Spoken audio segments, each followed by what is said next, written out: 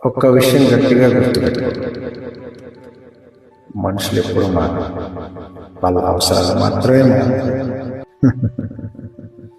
నువ్వు అనుకుంటున్నవి నిన్నటిదాకా ఎంతో బాగుండేవాళ్ళు, ఇవాళ సడన్గా ఎందుకు ఇలా అయిపోయారు? నేనేమైనా తప్పు చేశానా? నా వల్ల ఏమైనా ప్రాబ్లం అయిందా అని రాత్రంతా నిద్ర లేకుండా నేను నువ్వే ప్రశ్నించుకుంటున్నావు. కానీ అసలు నిజం ఏంటంటే నువ్వేమీ తప్పు చేయలేదు. నువ్వు చెడ్డవాడి అసలే కాదు, కేవలం నీ వల్ల జరగాల్సిన పని అయిపోయింది, లేదా నీకంటే బెటర్ ఆప్షన్ ఏదో దొరికింది అంతే. ఇక్కడ బంధాల కంటే అవసరాలు ఎక్కువ మాట్లాడతాం.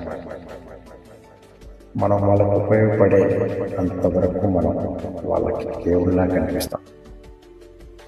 మనతో పని అయిపోయినా మనం ఎవరో కూడా గుర్తుపట్టలేని ప్రవర్తిస్తాం.